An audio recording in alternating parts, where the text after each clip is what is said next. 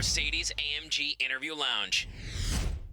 And we say good morning to Mike Posner. Hi, Mike. What up, dog? You look so good, so refreshed, so happy. I love it. Why, thank you. How about that? I don't get showered with these kind of compliments every morning. I just have to say something. You know, it's been this weird year, and we haven't had anyone in the studio. We're not even in the studio. We're in Jersey and Michigan and Jacksonville, Florida. We're everywhere, right? Who's in Michigan? Gandhi. Me. That would be Where? me. Hello. I am in a city called Davison. It's like 40 minutes from Detroit. I don't know that one. It was a good try, though. It was a good try. We're so excited about the Michigan I'm from hookup. Southfield. Oh, okay. Do you know Gandhi? Where's that? No idea. I don't know Michigan. I'm not from here. Okay, good. It's next to Detroit. It's too far from Detroit. So Mike, we haven't really interviewed a lot of guests, and so I've been thinking about who I missed interviewing the most, and I'm not blowing smoke up your whatever. You always give us the best time. We always have a great, honest, straightforward time. You always make us think, make us laugh. We've been through all sorts of stuff with you. So watching you, let's go back a ways. Watching you do your journey across the continent was so fascinating and so satisfying for us. Are you still kind of vibrating from that, even though it was months ago? I think so. You know, I actually finished over a year ago. For those of your listeners that don't know what we're talking about, basically 2 years ago, 2019, I felt very trapped under the weight of my own life, basically. I felt like I was running on a hamster wheel, just like doing an album, going on tour, doing another album, going back on tour, doing another album. And I had this dream that I kept putting off. And, you know, really it was when Avicii died, I just realized, man, like I'm going to die one day as well. And either I'm going to do this dream, it's going to be part of my life or not. And that's up to me. But I can't keep putting it off. And my dream was I wanted to walk across America. So I started in the Atlantic Ocean, Asbury Park, New Jersey. And I finished 6 months and 3 days later in the Pacific Ocean at Venice Beach, California. So yeah, man, it's such a big thing that it changed who I was, inside and out. So it's been about a year and I don't know, however long, year and a half since I finished, but I don't think I'll ever be the same person I was before I started it. It's no way. I'm sure you're tired of the same question, but we're going to ask it. Let's talk about that rattlesnake. Talk about so fascinated. Gandhi was just wanting to say, if we don't talk to him about the rattlesnake, I'm quitting this job. I need details. I had it. You had the rattlesnake? No, I wish. I was like, oh my God. You want to ask me? Yeah, so basically on this journey, I was about 2/3 of the way done. I had walked 1,700 some miles. I could see the Rocky Mountains in front of me on the horizon, which was very exciting to me, to start in New Jersey to see the mountains. And I was walking. There was a couple fans with me that day that showed up, to keep me company and talk. And I took a break. And I walked supported, so my friend would follow, I would actually follow him. He'd go way ahead of me and have food and stuff. And so I took a break. I had walked 16 miles that day. I was getting ready to walk 8 more. And I came out, I just felt something bite my leg. And I thought, what? Something bit me. I wonder what that was. And right when I had that thought, I just heard, shh. Oh. And I said, oh no, I know what that noise is, and I was really in the middle of nowhere, the last town was La Junta. I was about 30 miles from that. The next town was Walsenburg. I think I was about like 40 or 50 miles from that. And so there's nothing there. We didn't really have service. Somebody ran and they got a bar service called 911. And they said, we're sending, ambulances from both towns in a helicopter, and whatever gets to you first, get in it. Wow. And I said, am I going to die? And the woman said, I don't know. I can't tell you that. Well, what is she supposed to say? Yeah, probably. Right. Maybe. Exactly. Yeah. Small rattlesnake. Those are terrible. So why waste a helicopter? Just to the, Right. So, Did they do the thing where someone sucks out the poison? I've seen that in No. movies. No. Yeah, they say don't do that anymore. But Okay. there's not a ton, like they go back and forth, elevate it, don't elevate it. But there's not a ton of research on it because you can't just like get people bit with snakes and like try stuff to see what works better.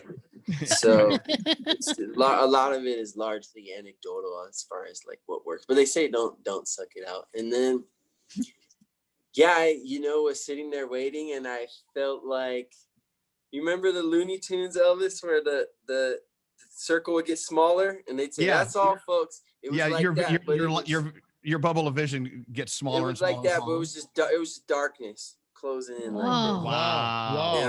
I would go like that, and then I remember I came back, I woke up, and I realized, this is not a bee sting. This is pretty serious. But luckily, this ambulance came. They got me to the hospital.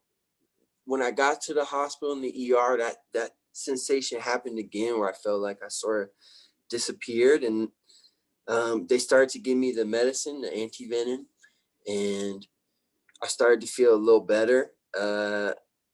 Basically, I used up all the antivenom they had in that hospital, so they put me in a helicopter, took me to another hospital, and gave me more of it. And I thought you would get that because they call it antivenom, so it sounds like it just works. So I thought I was gonna be walking the next day, but I ended up being in the hospital for 5 days. My leg was this big, and it messes you up, right? Yeah, it messes you up. That antivenom is expensive stuff too. That was the scary part, because the price.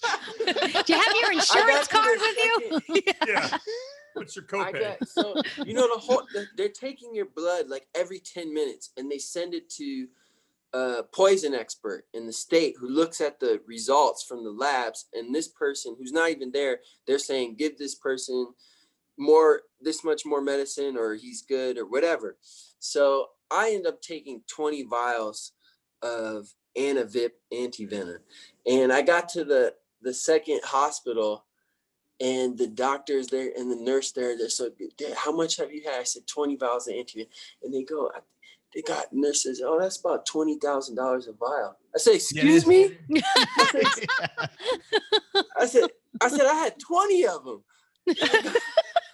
He was like, I don't know what to tell you, sir. Like, it's that or your leg, And I'm just like, I'm in there, but I got like my fingers crossed. I'm like, please let my insurance cover this, man. Please.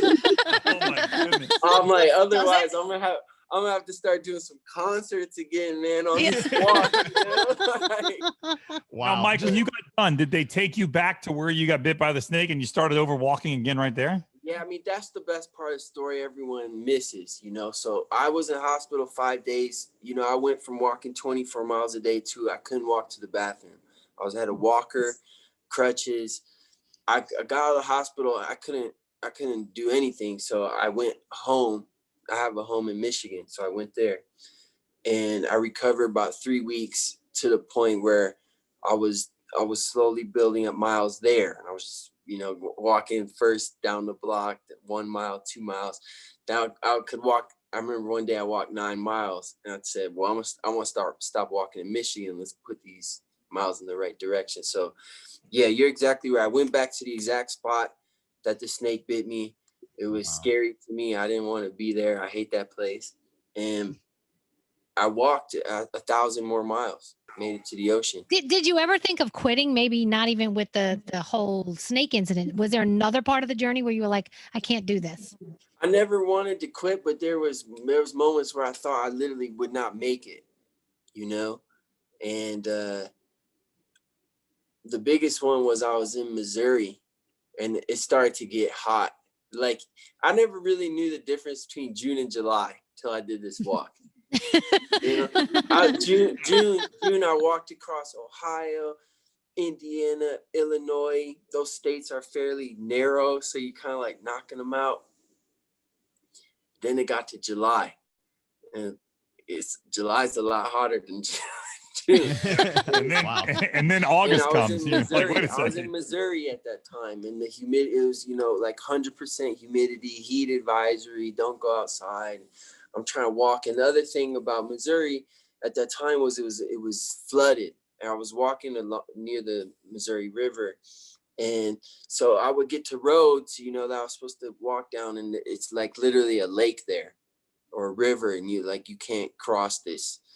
So there was days where I'm walking the wrong direction to get out, and it's just horribly disheartening to be that tired and your body hurt that bad, and to know you're walking straight north instead of west. Right. But I know you said it took you 6 months and 3 days. How long did you think it was going to take you when you set out on the journey versus what it took you? I had a year set aside. Oh wow! Wow. You just have no idea how you. Right. It's you can't really practice for it. When I saw you seeing the Pacific Ocean and running in, I mean, I still get a little choked up over watching you and how you approach that ocean. And you, that must have been a most amazing moment in your life. It was a beautiful day. I walked, and I always had this sort of reflective vest on, and it had a little zipper pouch in the front. And, just met amazing people along the way. In New Jersey, as a police officer who had a friend he lost in Afghanistan, gave me a coin with the guy's name on it. So I kept that on me. I carried that from New Jersey over every day. Or, I was on the Wallapai Reservation in Arizona, and this young man named Rowan pulled his F-350 over to the side of the road and starts to talk to me. Basically he lost his mother, his father, his brother, all to alcoholism, and he's the only one left. And I said, geez, man, and he goes, hold on, I got something for you. He runs back to his truck, comes back, and he's got this little pouch. He said, in my people's tradition on this land you're walking on, we believe there's some spirits here that may get stuck. This is sage and sweetgrass, and this will keep you safe as you walk on our land. I got like 15 things like this on my chest. So when I got to the ocean, I sat down and I just took each one out, just remember each person, and then run into the water. And it was this feeling of, it's real hard to explain, but there was 0% feeling of accomplishment, 100% feeling of opportunity. I didn't know I could do that. So now what can I do? That's exactly. how. Wow. You know what? And I'm sure a year later here, Mike, you look at that journey in a totally different way. And the question is there a part of you that is satisfied because of the snake incident? Is there a part of you that understands that your journey through life, sometimes the road turns into a lake and you got to travel a different direction? I mean, you started, obviously knowing you started putting those pieces together and it made sense, did it not? Yeah, the metaphors between doing a long walk and a long journey like that and life itself are endless. Step one, take one step. It's not about the end. It's about you can go on, and all those are pretty much true and applicable. For me, you get better at doing hard things by doing hard things. So many of us, myself included, maybe especially me, we love to do what's comfortable to us, right? Right. And it's great to feel comfortable once in a while, but the problem is if you're only doing what's comfortable to you, only doing things that you like or make you feel good, your life becomes very small, and you end up in this little sandbox of comfort. And it's only by doing things that really suck. Walking across America largely sucks. It's very hard. Yeah. You know, we're talking about the highlights of days or weeks, you know, me meeting Rowan like that, you know, that's a highlight of maybe 2 weeks. The rest, I'm waking up, I can barely stand up. My feet are hurting like hell, Elvis, you know, and, but that's the real trophy that no one will understand is I go forward in my life knowing I did that. So it's something else I either dream to do or maybe I have to do, you know, because sometimes life just gives us hard things to do, you know.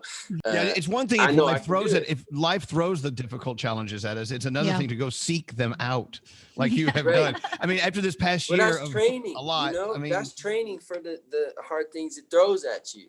You know, you're more prepared for those things. There's the answer.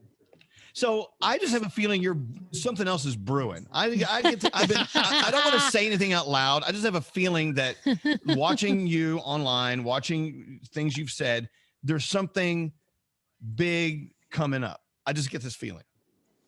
Yeah, working on another project. I can't announce it yet because I'm really actually want to find a sponsor to raise some money for a good cause. Right. And that's why I haven't announced it yet. So once I do that, I'll announce it. But yeah, I'm working on some, training for some. Actually, been training for some. I started like 2 weeks after I finished walking. Right. And yeah, I'm excited for that, man, for sure. And then also just making music too. There you go. And I want to get to that. I got an idea. Rather, you went from New Jersey to California. It's time for California back to Jersey. Yeah. No, don't do that. I actually have thought about that a lot. Don't do that. No, I think I might do it at some point in my life. But after having done it, I think I could. There's no real rush on it for me. Okay. I think it's something I could do in my 40s or 50s. But I would do, if I did it again, I would go more north. So I would start maybe like in Washington or Oregon and go like through the Dakotas, through Wyoming. I mean, that would be amazing. Wow. Well, it's a little longer up there because America's sort of shaped like this. Right. So the higher you are, the distance is longer. You know, if you walked like Georgia to San Diego, that's maybe 500, 600 miles shorter. As long as you share it with us, because I tell you, just watching you over these past couple of years, I mean, there's inspiration there. It's inspiring to watch what you're doing, to follow your journey, and you're very honest about what you're feeling at all times. And how's your music changed because of your past year? I mean, obviously there's been a shift in the way you're approaching your craft. What is that? Well, it's not some on the surface. Quincy Jones said, the deeper human you are, the deeper musician you are. That's true.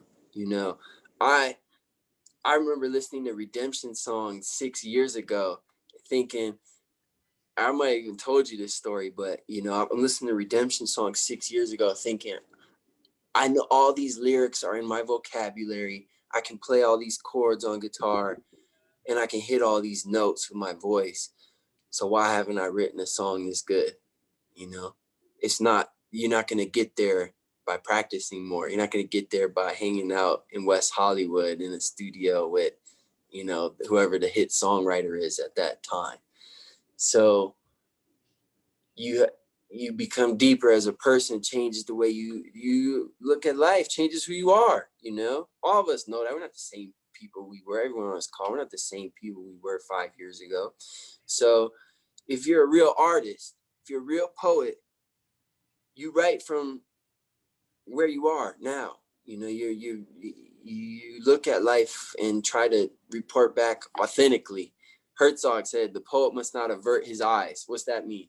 It means, to me, you help people see the divinity in the mundane. You help people see what's beautiful about life, but also you're honest about what's disgusting and horrible about life too. You know, and both those sides are important.